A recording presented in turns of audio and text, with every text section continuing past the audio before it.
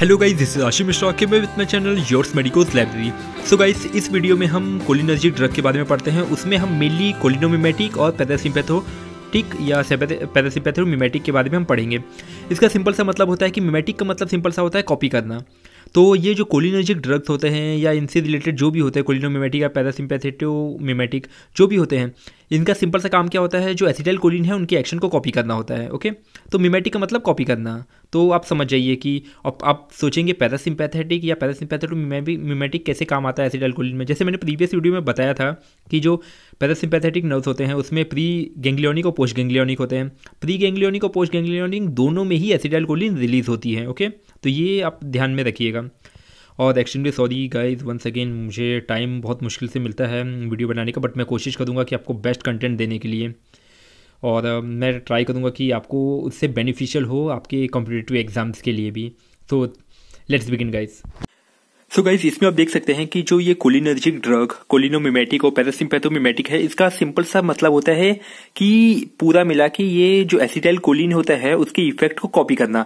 जैसे हम देख सकते हैं कि इसमें जो मिमेटिक है एंडिंग में, वो उसका मतलब होता है कि कॉपी करना। जो एसिटाइल कोलिन होता है उसके इफेक्ट को कॉपी करना। तो सिंपल से अगर हम डेफिनेशन के पॉइंट ऑफ व्यू से देखें तो ये पता चलता है कि कोई भी ड्रग जो एसिटाइल कोलिन के एक्शन को कॉपी करता है उसको हम कोलिनर्जिक ड्रग बोल सकते हैं, या कोलिनोमिमेटिक या पैरासिम्पैथोमिमेटिक, ये सिंपल सा बोल सकते हैं।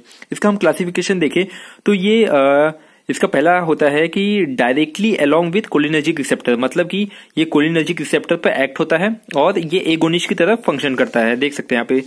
और वहीं अगर ये दूसरा क्लासिफिकेशन देखें तो ये क्या काम करता है कि जो एसिटाइल कोलिन है उसकी अवेलेबिलिटी को बढ़ा देता है। मतलब कि जो कोलिनर्जिक ड्रग एक्ट होता है रिसेप्टर पर और वो रिसेप्टर एसिटाइल कोलिन प्रोड्यूस करता है और उसके कारण उसकी एबिलिटी बढ़ जाती है।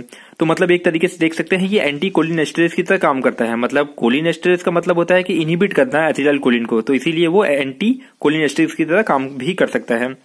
अब आते हैं कि ये किस रिसेप्टर पर बाइंड होता है कोलिनर्जिक ड्रग। ये दो रिसेप्टर पर बाइंड होता है। पहला होता है मुस्किनेरिक रिसेप्टर, दूसरा होता है nicotinic receptor. Muscarinic receptor M1 to M5 होता है और निकोटिनिक रिसेप्टर NM और NN होता है।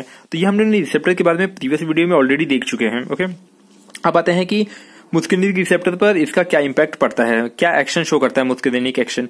पहला होता है हार्ट पर। हार्ट पर क्या करता है कि ये जो डायस्टोलिक एक्टिविटी है उसको डिक्रीज कर देता है, डिपोलराइजेशन डिक्रीज कर देता है और उससे ब्रेडिकार्डिया हो जाता है। एंड अलोंग विथ जो कार्डिक अरेस्ट है वो कॉज होता है और स्लो कंडक्शन कॉज होता है। इसमें जो एक्शन पोटेंशियल होता है वो क्या होता है, फास्ट कंडक्शन होता है, बट इस कंडीशन में स्लो कंडक्शन होता है, इसलिए ब्रेडिकार्डिया का मतलब होता है हार्ट रेट कम हो जाना। तो पूरा मिला कि ये सबको डिक्रीज कर देता है।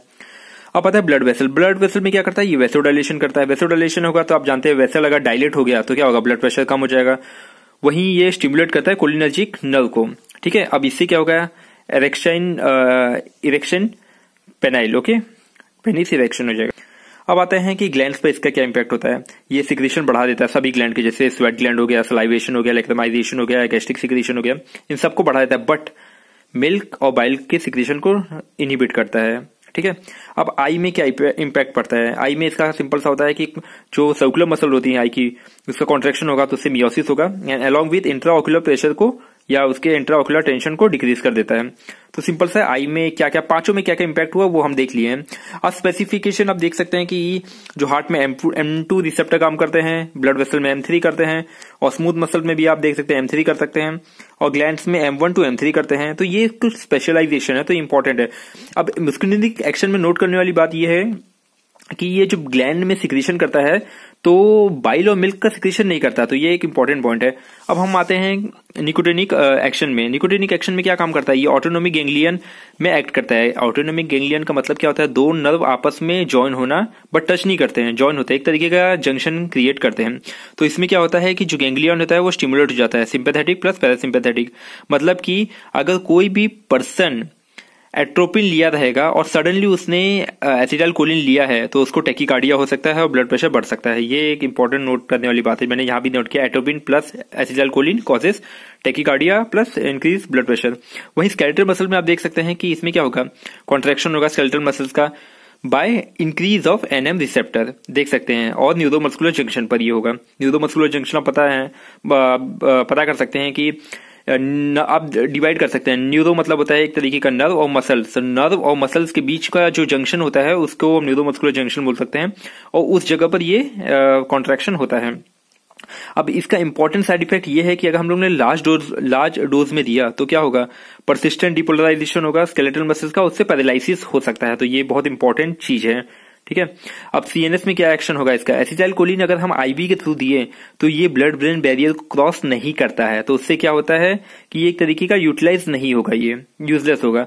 अगर हम इसके फंक्शन को देखें एसिटाइलकोलिन को, तो हम यहाँ एक चीज नोट कर सकते हैं कि अगर हम ओरली देते हैं तो जीआईटी जो गट है या जीआईटी में वो डिस्ट्रॉय हो जाता है, वहीं आईवी देते हैं तो जैसे मैंने बताया था कि ये एक तरीके का ब्लड ब्रेन बैरियर को क्रॉस नहीं करता और उसके कारण ये डिस्ट्रॉय हो जाता है।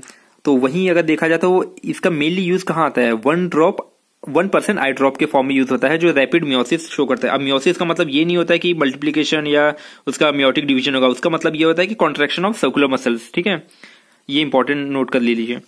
और एसिटाइलकोलिन मेनली आई ड्रॉप के फॉर्म में यूज होता है 1% में, ओके। बाकी इसका कहीं यूज नहीं होता क्योंकि वो डिस्ट्रॉय हो जाएगा अगर आईवी ओरल के थ्रू दिया जाए तो, ओके।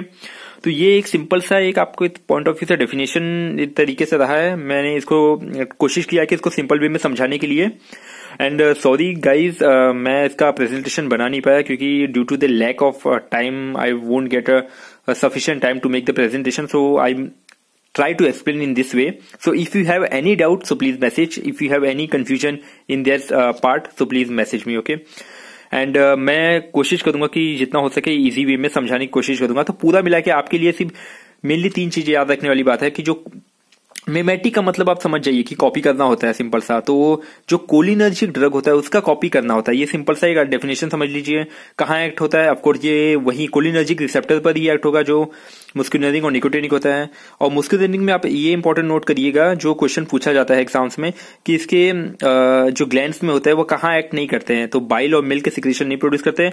और वहीं अगर हम बात करें, अगर साइड इफेक्ट की बात करें निकोटिनिक में, तो लार्ज डोज में देंगे तो इससे पैरालिसिस हो सकता है। तो ये कुछ इंपॉर्टेंट पॉइंट है। और along with acetylcholine blood brain barrier को क्रॉस नहीं करता। ये कुछ इंपॉर्टेंट क्वेश्चन है जिसको जानना बहुत जरूरी है। So thank you so much guys for your attention, and if you get any benefit from this, so please hit the like button and subscribe my channel. Thank you so much guys.